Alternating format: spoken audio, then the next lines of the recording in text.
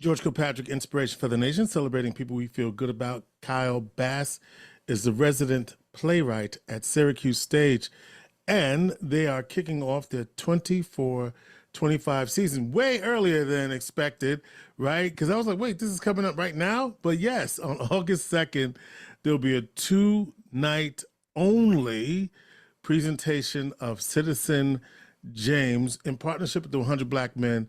Kyle is the person who wrote this. And Kyle, welcome to the program. Good to see you, my brother, once again. George, it's always great to see you. Thank you for having me. I like Kyle, talking to you. Kyle is doing the damn thing, okay?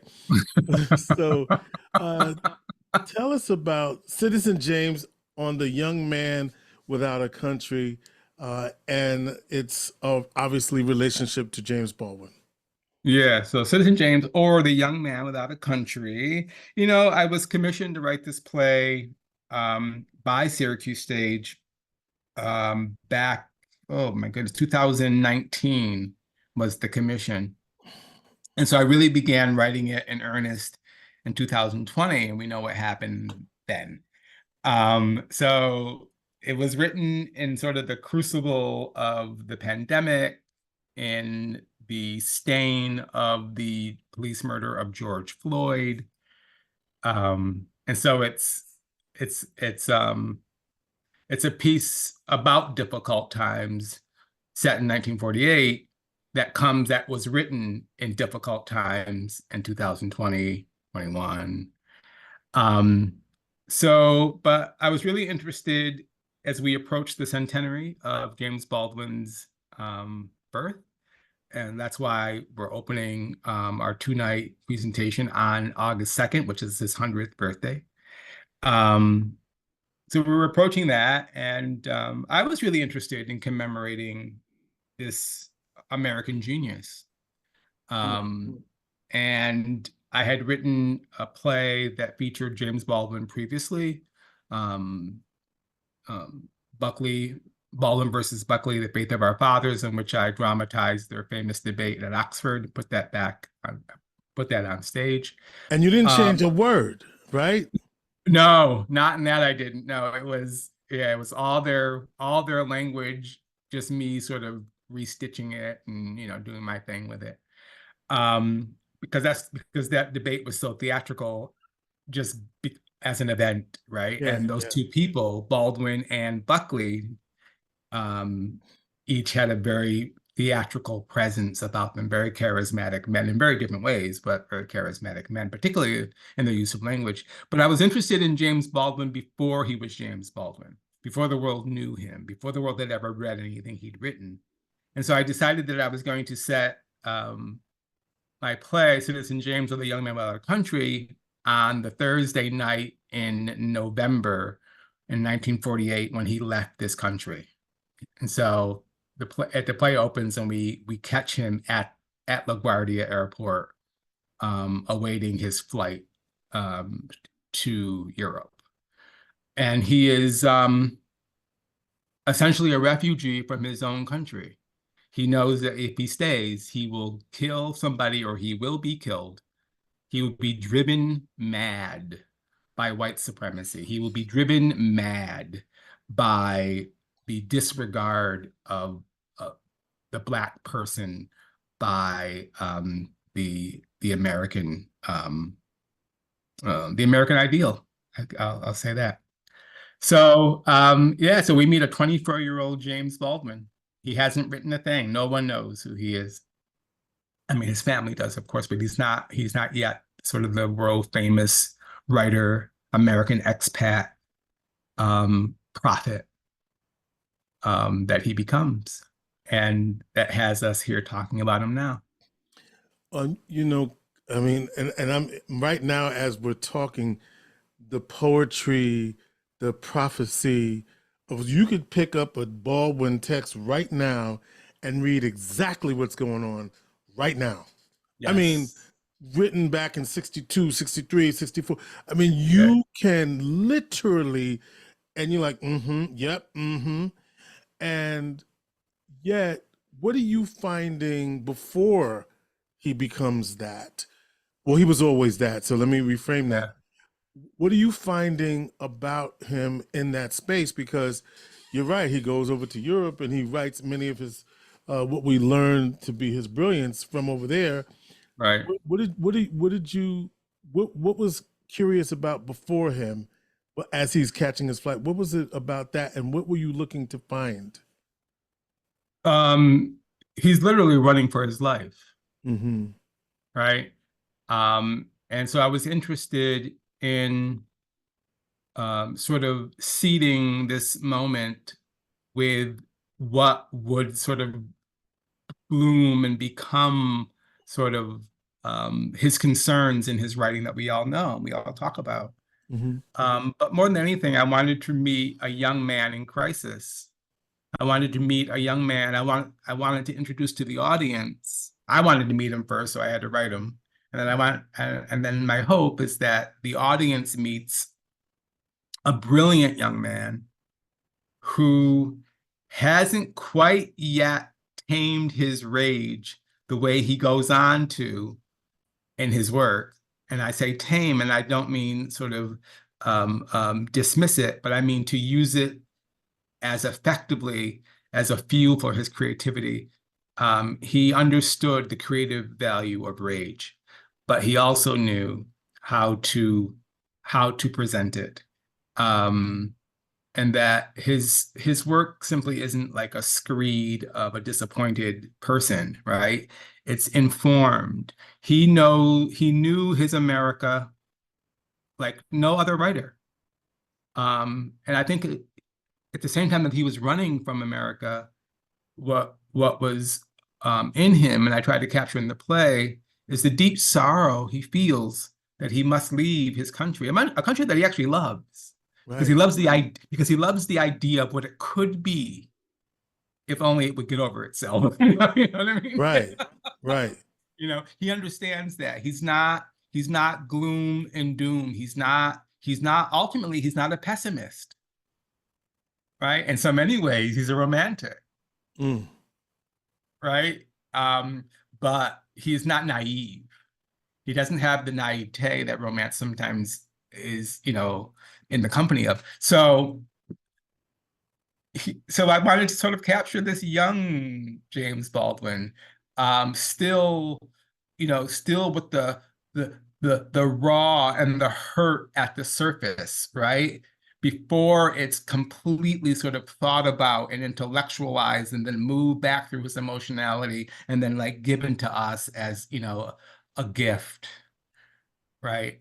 Um, and I wanted to see him sort of dealing with a choice he's making. He's leaving his family. They sort of depend on him. His mother had 7 children, all younger than he was. And he says, I gotta go. I gotta go. I gotta go. He Mm. says in the play, if I stay here, I will kill someone or someone will kill me and you will bury me. Then what? Mm. You know, so he puts this to her, and it's a one character piece, but we do find him in conversation with the other characters in his life. And in conversation with us, right? It's theatrical in that he speaks. We're there somehow. We're there. I don't try to explain it. We're there. We're there because we need to be there. Mm. And then so one actor Yep. in conversation, and on the Friday night, August 2nd performance, there'll be a Yeah. post-show discussion Yes. featuring yourself, facilitated by Dr. Tanisha Jackson at the Yes. Community Folk Arts Center. That's happening as Yes. well. But somehow, Kyle, as I think about you writing this play and what we're experiencing in the country right now, right? I mean, Yeah. as as the artist in this moment, what are you feeling? Um, that's a great question. Bewilderment on some level, but it's shocking, but it's not surprising. Mm-hmm. Some theorist once said that all great empires commit suicide finally by swallowing their own lies. Mm. Right, right. And And I think, yeah, go ahead, go ahead. No, I think, maybe it's not quite that. I think about that. I think about, and I think I'm right on this.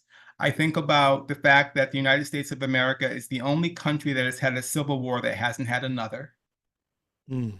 I think that's true. Someone can fact check me on that. And that we have it every year, and it's called our election, and it's a peaceful transfer of power. I wonder Until about I wonder about that in the future.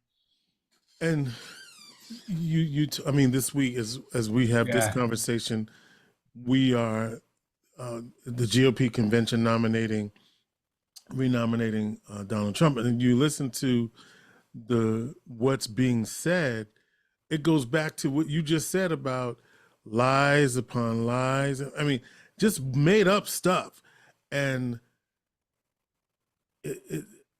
bewilderment is one word to put it. I mean, it's so funny because as we approach the 100th birthday of Baldwin on the 2nd, it reminds me maybe it is time to revisit his words and his work so we could I don't want to call it re-understand, but to give us a depth of historical understanding and placement for the times that we're in. He told us about these times like this years and years ago, not the specific president per se, but what the impact and the depths of white supremacy and how that seed is just cannot be put out.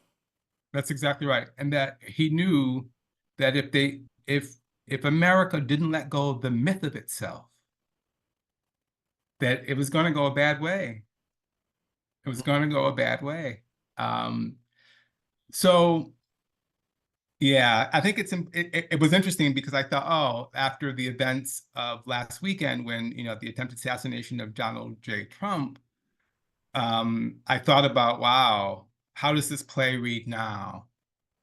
Right? Because the play opens and we don't meet James Baldwin right away. We meet the actor playing him, and the actor addresses us, and then he sort of morphs into James Baldwin. Mm-hmm. And that's about making it about our time. That's about saying this. I'm going to be talking about I'm taking you back to 1948, but the time is now. Mm. The time is now, right? Mm. So yeah, so it'll be, so we put it's a free event, which I think is lovely. And when the tickets went on sale for the August 2nd, which it was going to be a one night only, but the tickets sold out in 48 hours. They were gone. Well, the free tickets. They're true, but even so, right. Even so, in 48 hours, they were snatched up. Right. About James Baldwin. I thought, all right, yes, this is what I had hoped for. There are people who are interested in this man. There are people who understand the usefulness of this man now, as in the past. So that was really, really exciting. And so Syracuse Stage added another performance. So the Saturday night on the 3rd, and there will be a talk back after that as well, a little not quite as formal, although that's not quite the word I'm looking for, but there'll be this engagement, because I do feel like it's an intense hour.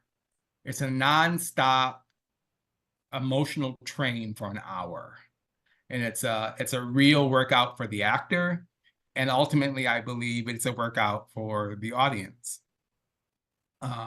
But so that I feel like there needs to be a space where audiences can sort of, not unload, but just sort of debrief and talk about and get some and have some conversation. So there'll be a talk back after the show on Saturday as well, but the panel on Friday, as you mentioned. So yeah, we're very excited, and even this Saturday, I think we're would it be 2 weeks out? Is that about right? Are we sold out, or we can still get tickets? You can get tickets. They're going fast for the Saturday as well. So if you want to get them, SyracuseStage.org, and because you do have to have a ticket. It is free, but you have to have a ticket. Mm-hmm. So we're excited. Tell us about the actor. James Alton. So I have to back up a little bit. So, as I said, I was commissioned to write this in 2019 for production and meant to tour schools in 2020. Well, we know what happens. The pandemic hit. And so, at Syracuse Stage, we never stopped doing what we do. We moved to producing work that was videoed and then made available for streaming. That's not a theatrical experience, but we kept doing what we do. So we did the same thing with Citizen James. We brought James Alton, our actor, in. We, built the costumes, we built the set, we designed the projections, and then we hired Black Cub to come and film it for us. And then they filmed it with three cameras, and then they edited it, and then that was made available for streaming. So it was sort of the cinematic theatrical experience. James Alton, who's returning to the role to do the live, what's special about this. This is actually the live world premiere. It's never been done completely live, right? So that's exciting. But he is a young actor out of I think the North Carolina School of the Arts. He's wonderful. He's beautiful, and I mean that in all the ways one can be beautiful. Especially in the important ways. And he's great. And his name is James, and his birthday is also August 2nd. Oh, boy. So kind of strange. Well, wow. And if you're lucky enough to get tickets for the August 2nd, there's a pre-show, there's a DJ, there's catering. Yes. Man, so it's going to be a great time. And it's going to be a great conversation, Kyle. And man, I know that you're looking forward to that. And I know Syracuse is looking forward to it. Yeah, we really are. My director and my friend and my colleague, Joanne Yarrow, is directing, and she's been such a champion of the work and really wonderful to work with, just in her spirit and her craft and her care. So that's exciting to have her sort of stay. She's directed other readings. She directed the filmed version. So she knows it better than I do. She really does. So we're excited. It's a nice way to sort of open the door to our season, and it's an important memorial, really, and commemoration of a voice that, as you said, he was right from the beginning. He was right in the middle. He was right at the end, and he's right now. So it's just really exciting, and it's an honor, really, to write him for the stage, to sort of channel him, and I feel as a special sort of relationship to this writer, unlike any other. So I hope the audience has a relationship that they carry out of the theater with them. SyracuseStage.org for tickets. By the way, it's Syracuse Stage season. And so they've got the Second City 65th anniversary show, Dial M for Murder, Cinderella, Primary Trust, King James, which is August Wilson.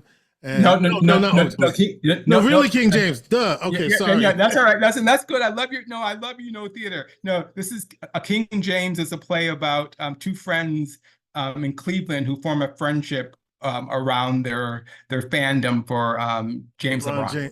LeBron James. LeBron James. I like James LeBron. I didn't get it. Okay, Sense and Sensibility and the National Pastime. So yes, all great program. SyracuseStage.org. Come out on August 3rd, because you ain't getting tickets to August 2nd. Yeah, but come on out August 3rd. If you don't have a ticket for August 2nd, get your ticket for August 3rd. But here's the beauty of the thing. You know what? The folks who see it on August 2nd will see a show that will only be that. That's a special thing. This is the ephemery of theater. And the people who see it on August 3rd will see a show that no one else is ever going to see either. So Now, I ain't gonna say it, but Kyle then dropped about 17 vocabulary words that will all have us running through our thesaurus right after the show. But it's okay. The brother reads. It's very clear that the brother reads and he writes. So just want to get that clear that we haven't missed the fact that the brother just then threw out a couple of words at us, which is all right. We appreciate that. My trying to tell the favorite story. of them Trying to tell the all. story. Listen. My favorite of them all was throwing the crucible in there, but that's okay. Which has its own set of meanings. But anyway, which Yes, Arthur brother. Miller, right? Yes. But anyway, Mm. SyracuseStage.org. Kyle Bass, resident playwright at Syracuse Stage. We're so proud of Kyle, and Kyle is somebody that one day said, you know what, I'm going to go for it, and here you are, my brother. I remember back when you said, George, this is what I'm getting ready to do. No, you didn't even say you were getting ready to do it. You just said, I'm doing it, and Yeah. it was done. And Yeah. you haven't looked back, and what a journey. And so glad that you followed God's calling for you, because Thank you. you are a brilliant young playwright in your own right. I'm calling you young, That's all. I'll take it. but you keep doing your work because we need your voice too. And you're in Syracuse, and we don't want to forget that you're here, and you were born and raised in Central New York. Yes. So My family's been here for 225 years. I mean, for real, right? 225 years this year. Your family, right? My family. And you know that for a fact, right? Yes, I do. I know their names. I know where they're buried. Okay.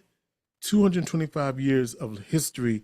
And here is Kyle Bass continuing the legacy. So shout out to you, brother. Keep up the good work.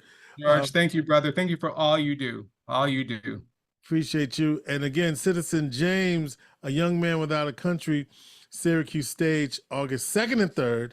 But if you want tickets, free tickets, go to SyracuseStage.org right now. Right now. And hopefully by the time you see this or hear this, there will be some tickets left. Keep up the good work, Kyle. George Kilpatrick, Inspiration for the Nation. Also, don't forget the rest of the Syracuse Stage season, which will start a little bit after that. So enjoy local live theater, Inspiration for the Nation.